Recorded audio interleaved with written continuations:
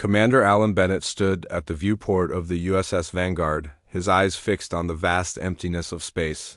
The ship hummed quietly around him, the familiar sounds bringing little comfort today. Earth was a small blue dot in the distance, peaceful and unaware of what was coming. "Sir, we have movement at the edge of our solar system," said Lieutenant Susan Clark. Her voice remained steady, but her fingers tightened on the edge of her console. Bennett turned away from the viewport. "Show me." The main screen flickered too. Life. Dark shapes appeared against the blackness of space, growing larger by the second. The ships were unlike anything humans had ever built, massive, with strange angles that seemed to bend light around them. "How many?" Bennett asked. Lieutenant Clark swallowed hard. "Over 200, sir, and they're big, much bigger than us." The bridge fell silent. Everyone knew what this meant. Humanity had been exploring space for only 30 years. They had built fewer than 50 warships, and most were smaller than the Vanguard. "Send the alert to Earth Defense Command," Bennett ordered, "and get me a direct channel to these visitors." "Sir," said Officer Ryan Miller from his station, "they're broadcasting something." "Audio only," Bennett nodded. "Let's hear it." The voice that filled the bridge was not human. It sounded like rocks grinding together, translated by computer into English words that chilled everyone who heard them. "Attention, human vessels. This is High General Zextur of the Craxian Empire. Your species has been judged and found wanting. Surrender now or be destroyed. You have 1 Earth hour to decide." Bennett's jaw tightened. "Send a response. Tell them we wish to open diplomatic talks." For 3 minutes, there was no answer. Then the grinding voice returned. "There will be no diplomacy. Only surrender or death. Your time is running out." Dr. Olivia Martinez, the ship's chief science officer, moved to stand beside Bennett. "Commander, I've analyzed their energy readings. Their weapons are—" "I've never seen anything like this. If they attack, I don't think our shields will hold." Bennett turned to his communications officer. "Contact Earth. Tell them what's happening. Ask for instructions." The reply from Earth came quickly. "Defend the planet at all costs. All ships are being deployed to your position. Hold the line, Vanguard." Bennett looked around at his crew, at the men and women who had trained with him, lived with him, trusted him. Many would not survive the day. Perhaps none would. "Battle stations," he said quietly. "Let's show these Craxians what humans are made of." The alarm sounded throughout the ship. Crew members ran to their positions. Weapon systems came online. The Vanguard, along with the 3 other ships in its patrol group, formed a defensive line between the Craxian fleet and Earth. "Sir," said Lieutenant Clark, 5 more of our ships just arrived. The Sacramento, the Beijing, the Cairo, the Sydney, and the Nairobi." Bennett nodded. 9 human ships against 200 Craxian vessels. The odds were impossible. But humans had always faced impossible odds. The Craxian hour passed too quickly. The massive alien ships moved forward as one. The leading edge of their formation glowed with strange blue light. "They're charging weapons," Martinez said. Bennett took a deep breath. "Fire everything we have." The battle was brutal and short. Human missiles exploded against Craxian shields with little effect. The alien weapons cut through Earth ships like paper. The Beijing was the first to fall, breaking apart in a silent explosion of light and debris.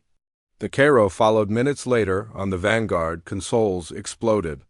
The lights flickered and died, replaced by the red glow of emergency systems. Smoke filled the bridge. "Shields are gone," Miller called out, his face bloody from a cut on his forehead. "Hull breaches on decks 3 through 7. Seal those sections," Bennett ordered. "Evacuate everyone you can." A massive hit rocked the ship. Bennett was thrown across the bridge, slamming into a wall. Pain shot through his shoulder, but he pushed himself back to his feet. "Status report." He shouted over the noise of braking systems and emergency alarms. Clark's voice came from somewhere in the smoke. "Engines are dead. Life support is failing. We've lost contact with the other ships." Bennett made his way to what was left of the main view screen. Through the static, he could see that the Sydney and the Nairobi were gone. The Sacramento was breaking up under continued Craxian fire. Of the Vanguard's original patrol group, only the Tampa remained, and it was badly damaged. "Sir," Clark said, her voice suddenly different, "we're being hailed by the Craxian command." "Ship." Bennett wiped blood from his eyes. "Put it through." The grinding voice of Zextor filled what remained of the bridge. "Commander of the human vessel. Your resistance is noted. It changes nothing, but it interests me. I will allow you and your senior officers to surrender yourselves as prisoners.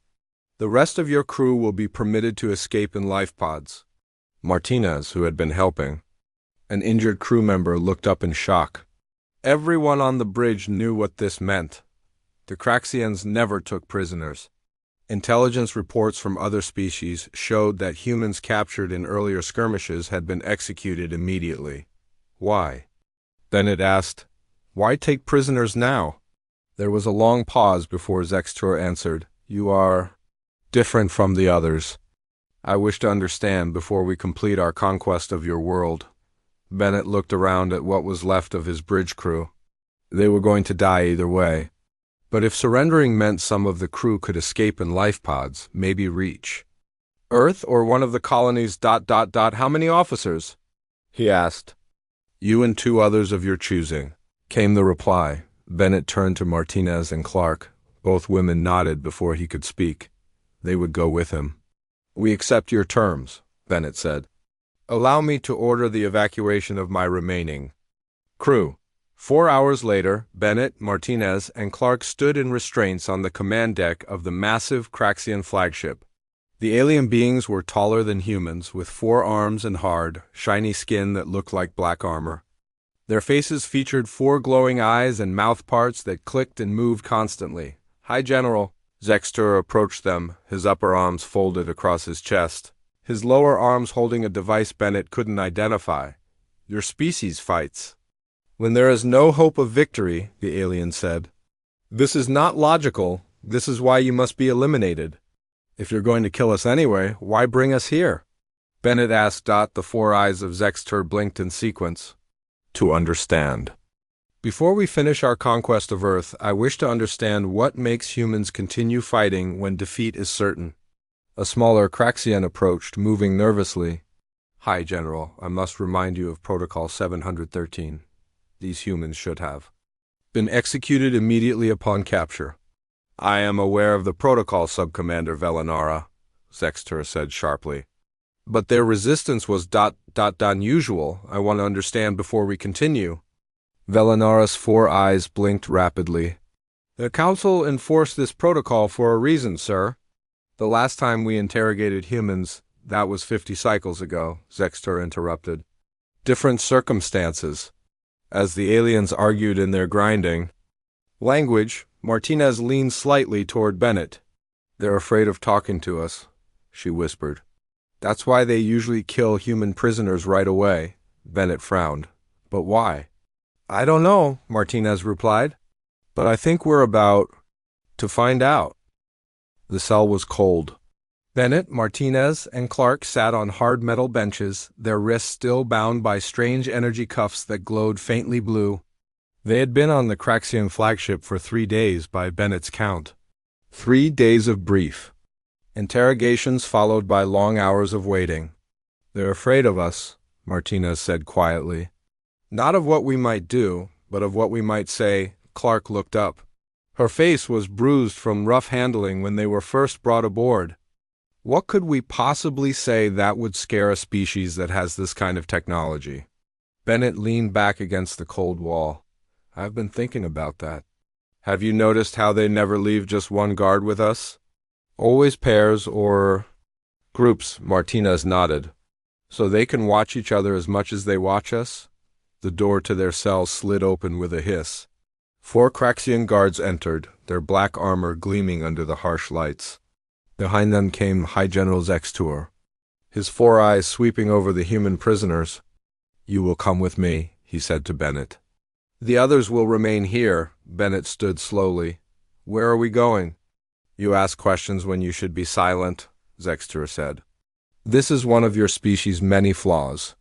Bennett was led through long corridors, each identical to the last. The ship was massive, far larger than any human vessel. They passed dozens of Craxians, all of whom stopped and pressed themselves against the walls. Eyes lowered as Zexter passed, they entered a large room filled with screens showing images of Earth. Bennett felt his heart sink as he saw smoking ruins where cities had been. "Your forces continue to resist," Zexter said. "It is pointless. Already we have destroyed your major defense installations and several population centers." Bennett stared at the screens. "Why are you showing me this?" "To help you understand the futility of resistance," Zexter said. "Your species will be subjugated or eliminated. This is inevitable."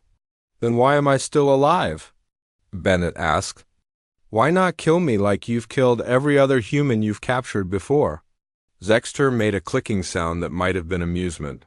"You are a commander. Your mind works differently than those of common soldiers. I wish to understand how you think." "You mean you want military secrets?" Bennett said. "We have no need for your primitive military knowledge," Zexter said. "Your technology is hundreds of cycles behind ours." "No, Commander Bennett. What interests me is why humans continue to fight when defeat is certain." Back in the cell, Martinez was working on a plan. She had noticed that one of the younger guards, the one they called Deadlier, watched them with curiosity rather than disgust. "Have you ever spoken to a human before?" she asked him when he brought their daily rations. The guard's 4 eyes blinked rapidly. He looked at his fellow guard, who was standing by the door, then back at Martinez. "We are not permitted to engage in conversation with prisoners," he said. "But you're curious about us," Martinez said. "I can see it in your eyes," the other guard clicked sharply. "Deadlier, no speaking to the humans." Deadlier moved away quickly, but not before Martinez saw the interest in his alien eyes. In another part of the ship, Subcommander Velanara was reviewing security footage. She watched the brief exchange between Martinez and the young guard with growing alarm. She switched to another screen where Bennett was still talking with Zexter. "Your species values individual life," Zexter was saying. "This is inefficient. The collective is what matters, not the individual." "That's where you're wrong," Bennett replied. "We value each life because each person is unique, with their own thoughts and dreams. That's what makes us strong." Velanara switched off the screen and hurried from the room.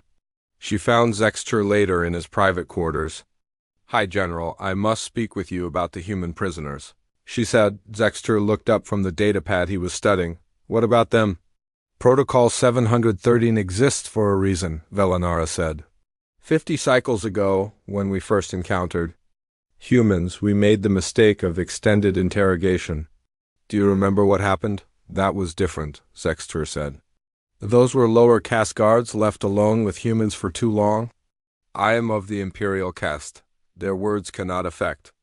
With respect, High General, their words affect everyone," Velanara insisted. "The human prisoner Martinez has already begun attempting to engage Deadlier in conversation." Zexter's upper arms made a dismissive gesture.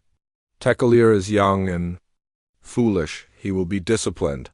"It is already starting, just as it did before," Velanara said. "The humans speak of freedom, of choice, of the value of individual life. These ideas are poison to our society." "You worry too much, Sub-Commander," Zexter said. "I will learn what I need from these humans, and then they will be executed like all the others." The next day, Clark noticed something different about the guards. They were watching the humans more closely, and there were now 3 instead of 2. "They've increased security," she whispered to Martinez. Martinez nodded. "Someone's worried about us. Not about what we might do, but about what we might say." "Deadlier isn't here today," Clark observed. "Maybe he got in trouble for almost talking." "To me," Martinez said. When the cell door opened again, it was Zexter who entered, along with 6 guards.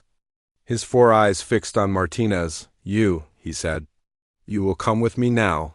Bennett stood up. "Where are you taking her?" "That is not your concern, Commander," Zexter said. "We're all in this together," Bennett said. "If you want to question Her, you can do it in front of us. Zexter made a sound like grinding stones. You do not give orders here, human. As Martinez was led away, Bennett called after her, Remember who you are. Remember Earth. The guards took Martinez to a different room, smaller than the one where Bennett had been questioned. Sub-Commander Velinara was waiting there, her 4 eyes blinking nervously. You have been attempting to communicate with our guards, Velinara said without preamble. I asked a question, Martinez said. Is that forbidden? Yes, Velinara said. Protocol 713 states clearly that all communication with human prisoners must be minimal and controlled. Martinez studied the alien's face.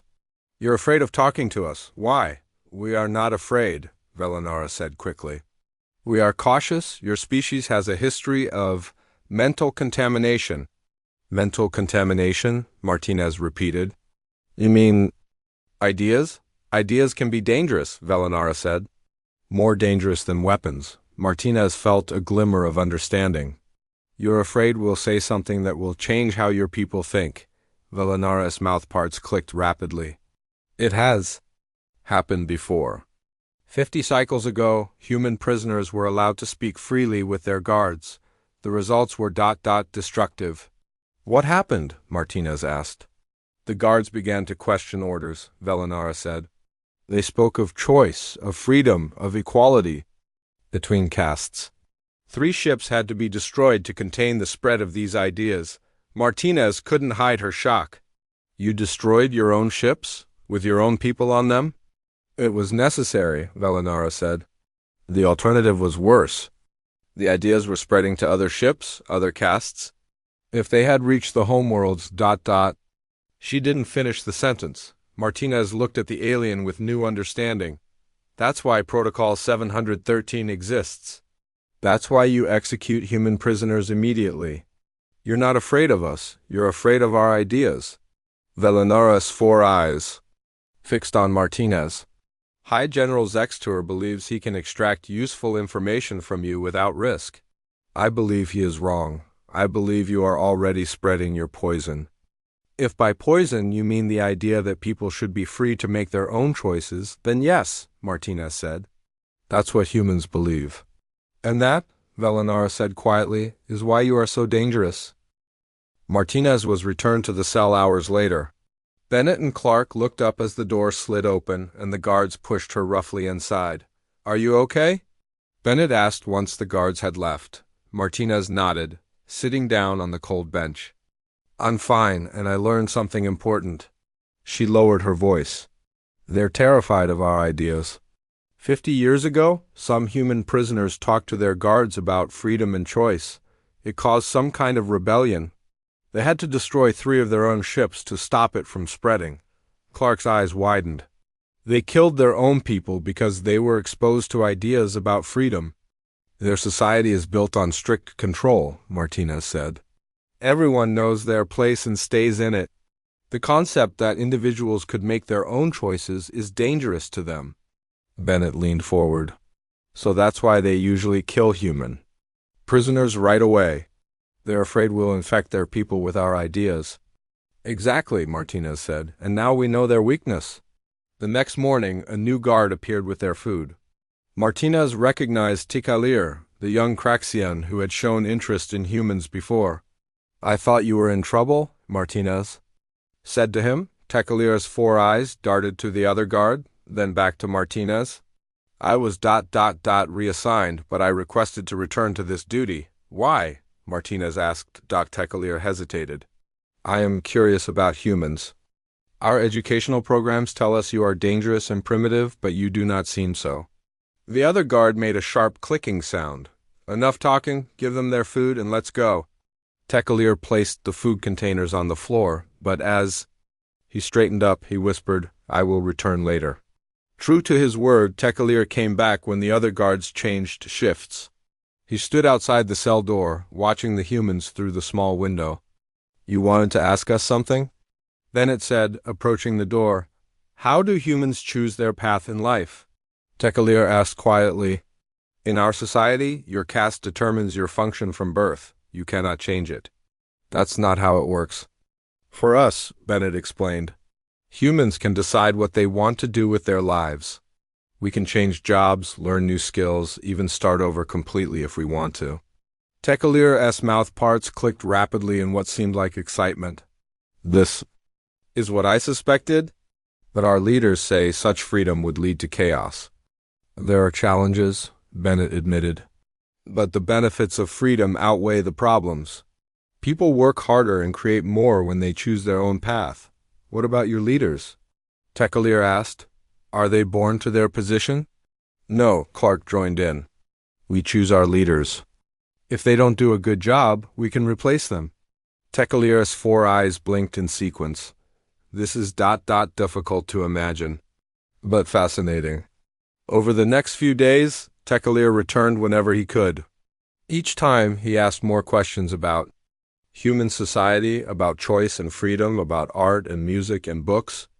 The humans answered honestly, explaining how Earth's many cultures worked, how people could follow their dreams, how even the highest leaders could be questioned and challenged. What they didn't know was that Tekalir wasn't the only one listening.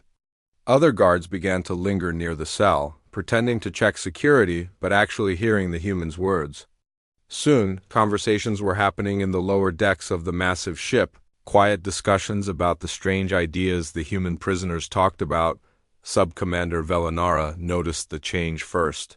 Reports came to her of guards taking longer. Breaks, of unusual gatherings in the lower caste quarters, of questions being asked that had never been asked before. She went immediately to High General Zextur. It's happening again, she said, without preamble. The human contagion is spreading. Zextur looked up from the battle plans he was studying. What are you talking about? The ideas, High General, freedom, choice, equality. The lower castes are talking about these things. They're questioning the natural order. Zextur's upper arms made a dismissive gesture. Lower castes always complain. It means nothing. This is different, Velanara insisted. 3 maintenance workers refused orders yesterday. Said they chose not to follow them. They used that word, chose. Where would they hear such a word except from the humans? Zextur finally seemed concerned. Show me the security recordings from the prisoner cell. They watched together as Tekalir spoke with the humans, as other guards lingered to listen. As the poisonous ideas of freedom and choice were spread from human mouths to Craxian ears. This must stop, Velanara said. Protocol 713 exists for this. Exact reason? The humans must be executed immediately, and anyone they've spoken with must be isolated and re-educated. Zextur's 4 eyes narrowed. Not yet. I still haven't learned what I need from them. With respect, High General, what could possibly be worth this risk? Already the contagion spreads. Soon it will be beyond our control. I want to understand their resilience, Zextur said. No species we've conquered has resisted like the humans. Even now, their forces continue fighting on Earth, despite having no chance of victory. I must understand this before we complete our conquest. Velanara's mouth parts clicked in frustration. Then, at least let me increase security. No more one-on-one contact with the prisoners.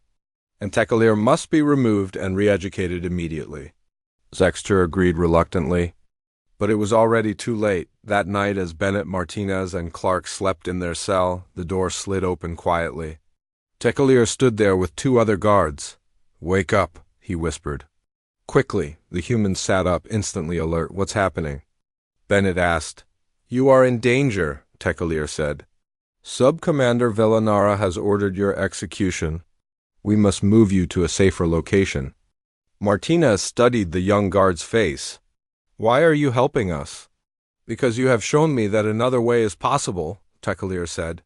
All my life I have followed orders without question, but now I understand I have a choice.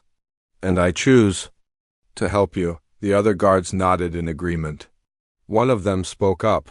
We are not alone. Many of the lower castes have been listening to your words. We want the freedom you speak of.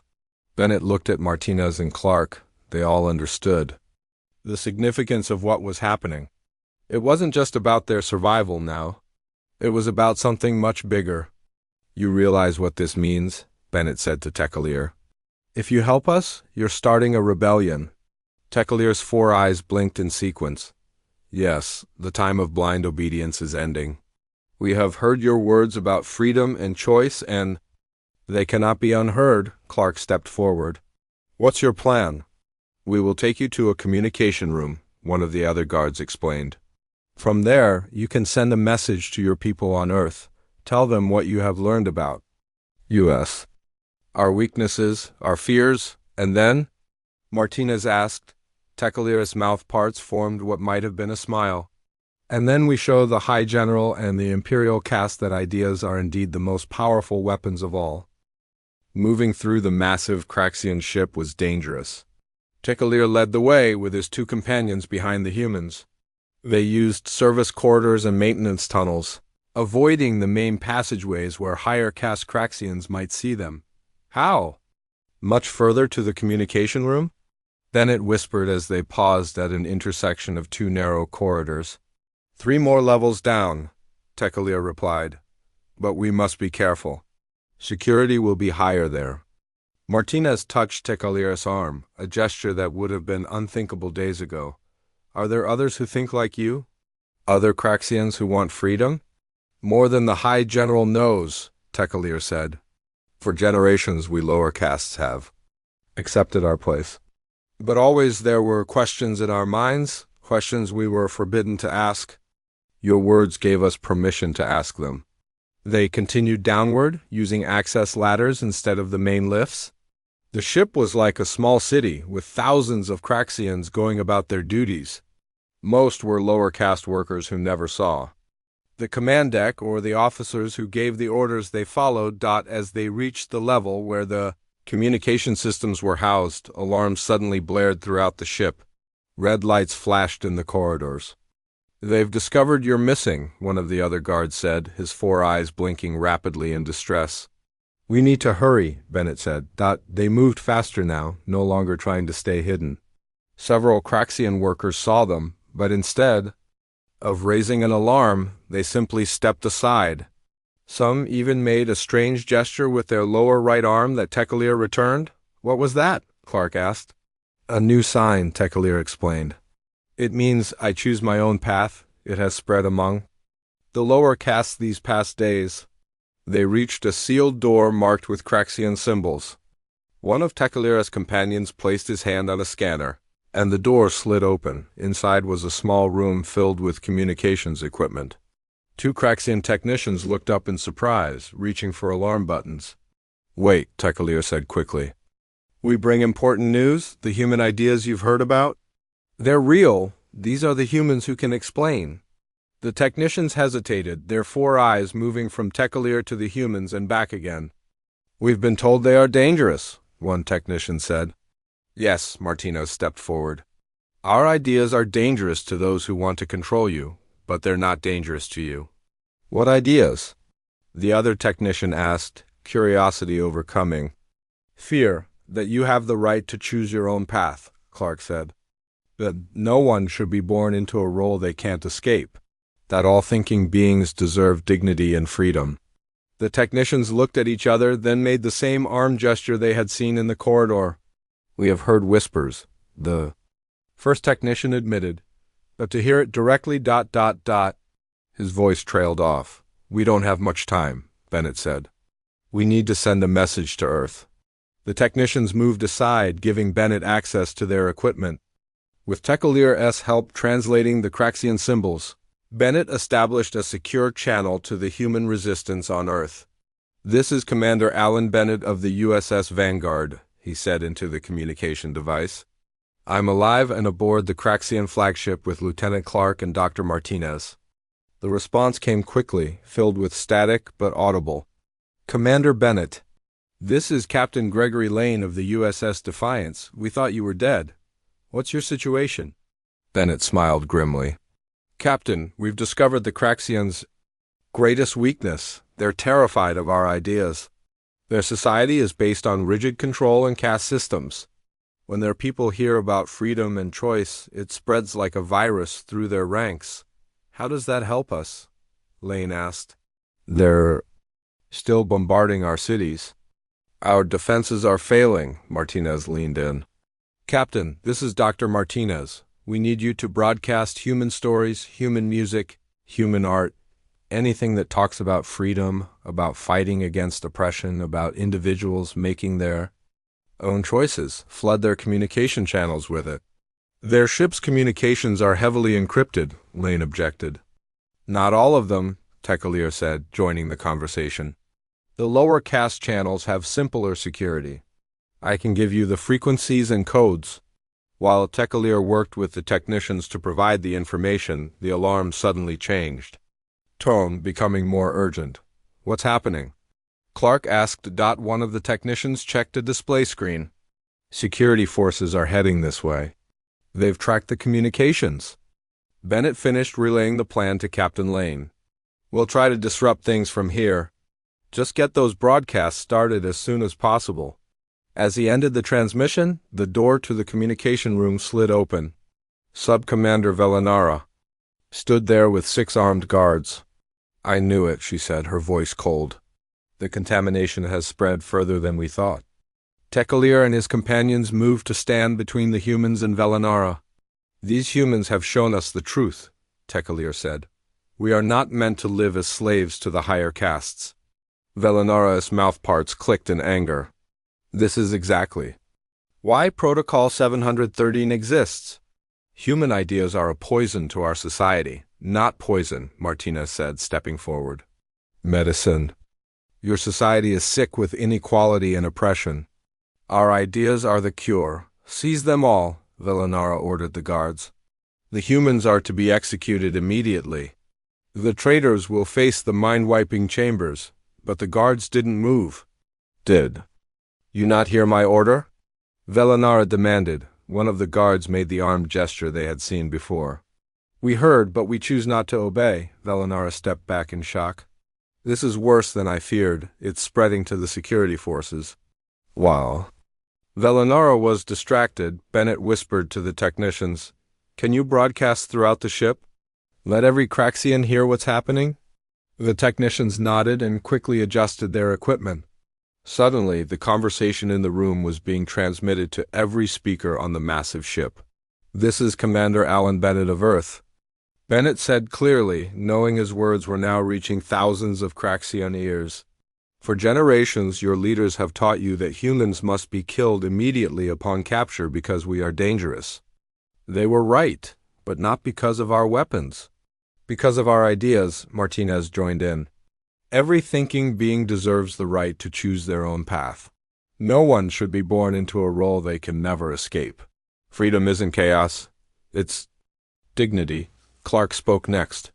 Your leaders fear these ideas because they know how powerful they are. They know that once you understand you have choices, you can never go back to blind obedience. Deadlier stepped forward. I have heard these human ideas, I have thought about them, and I have made my choice. I choose freedom for myself and for all Craxians. Throughout the ship, in corridors and workstations, in engine rooms and living quarters, thousands of Craxians listened. Many had already heard whispers of these strange ideas. Now they heard them directly, clearly, powerfully, on the command deck. High General Zexter listened with growing horror as the human poison spread through his ship. He turned to his officers, expecting them to take action, to shut down the broadcast, to restore order, but many of them were listening, their 4 eyes wide, their mouth parts clicking thoughtfully. This is mutiny, Zexter shouted. These are enemy ideas meant to weaken us.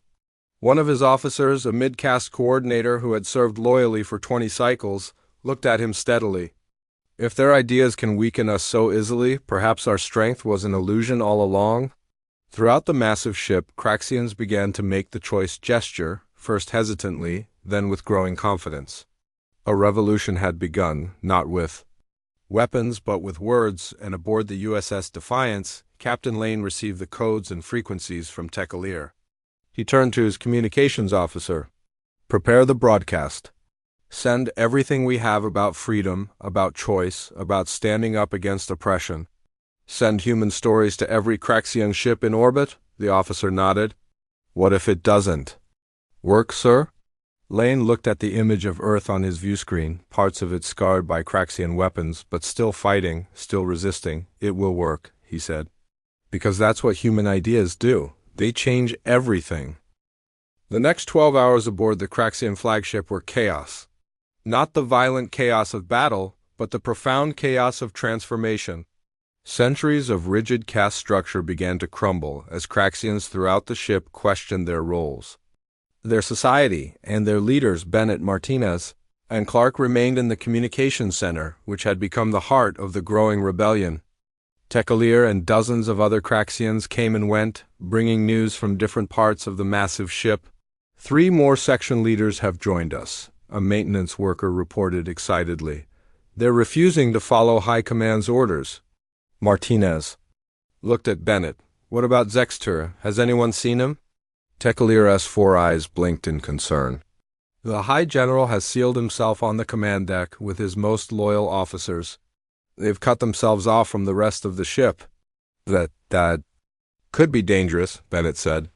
If they still have weapons control. As if answering his fears, the ship suddenly shuddered. Emergency lights flashed. What was that? Clark asked. One of the technicians checked his screens. The High General has fired on one of our own ships, the support vessel Drachmor. Why would he attack his own fleet? Martinez asked. The Drachmor was the first ship to respond to our broadcasts, Deadlier explained. Its entire crew declared themselves free. Zextur is trying to stop the spread of human ideas by destroying any ship that embraces them. Bennett's face hardened. We need to get to the command deck. Now, impossible, one of the security guards said. They've sealed all access points. There must be emergency routes, Clark suggested. No ship design would trap command personnel without escape options. Deadlier's mouthparts clicked in sudden realization. The maintenance shafts. They run directly to the command deck for critical repairs. Can you get us there? Bennett asked. Deadlier nodded. Follow me. Meanwhile, on Earth, Captain Lane and the crew of the USS Defiance watched their screens in amazement.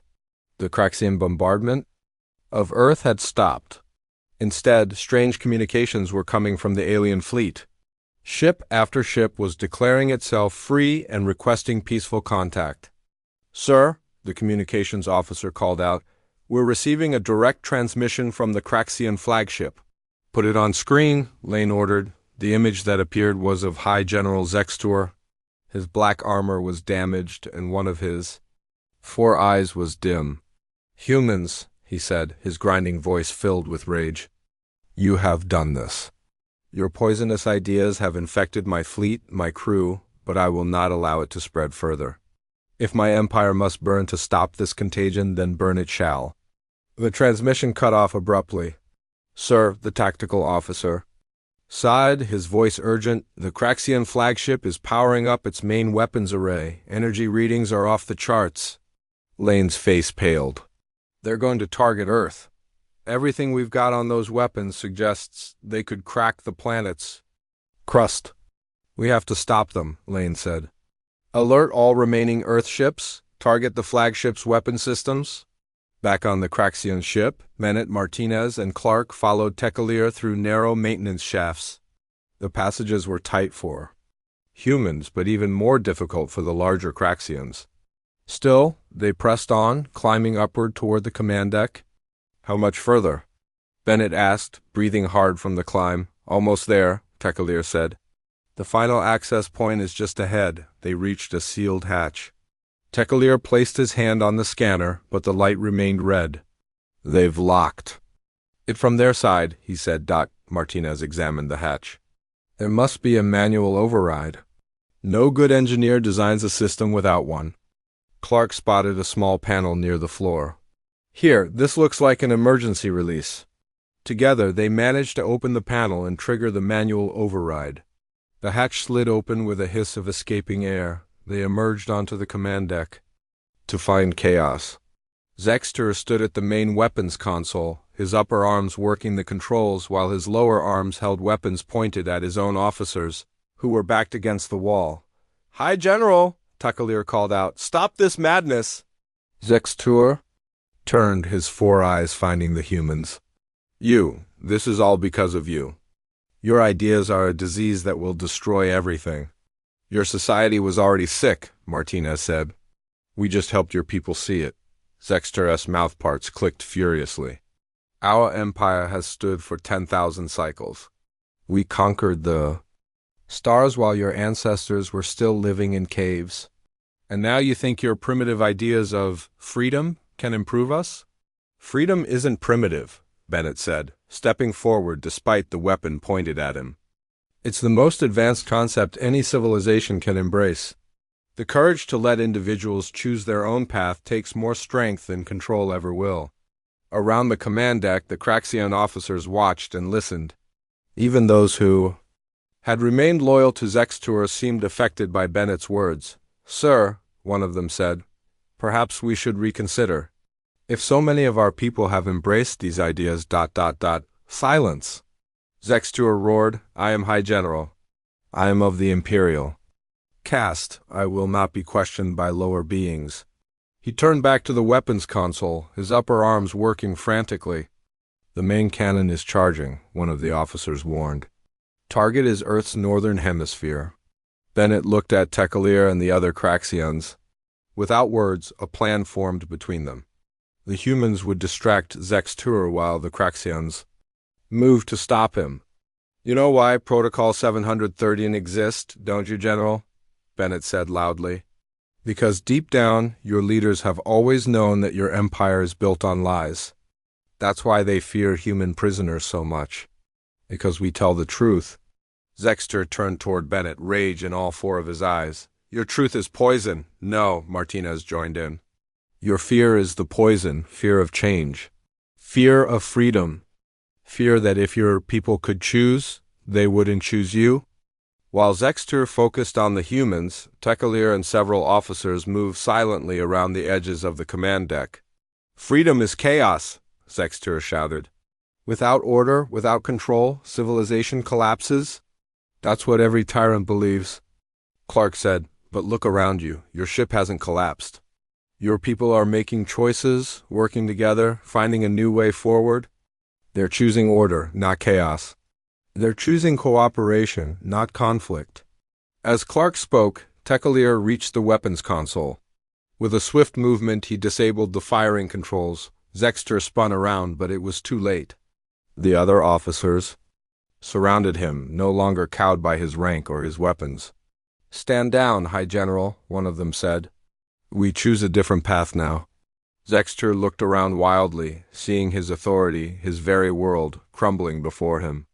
With a cry of rage and despair, he raised his weapons. He never got to fire them. The officers moved swiftly, disarming him and restraining his four arms. What happens now? Bennett asked as the tension on the command deck subsided. Deadlier stepped forward. Now we talk. With you, with Earth, with all the ships in our fleet? We begin building something new. It won't be easy, Martinez warned. Freedom never is. There will be disagreements, challenges, even conflicts.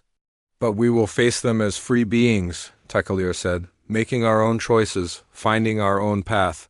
3 days later, Bennett stood in the conference room of the USS Defiance, looking out at Earth through the viewport. Behind him, human leaders sat across from Craxian representatives, including Deadlier, now speaking for many of the freed ships. They're discussing a peace treaty, Martinez said, joining him at the viewport. The first step toward cooperation. Instead of conquest, Bennett nodded. All because they talked to their prisoners instead of executing them immediately. Ideas are powerful things, Clark added as she joined them. More powerful than any weapon. That's why they were so afraid? Martinez said. They knew that once their people heard about freedom, everything would change. Bennett smiled as he watched Earth slowly turning below them, wounded but unbroken. Protocol 713 wasn't wrong. Talking to human prisoners really is deadlier than war, deadly to tyranny, to oppression, to control. And that's something worth fighting for.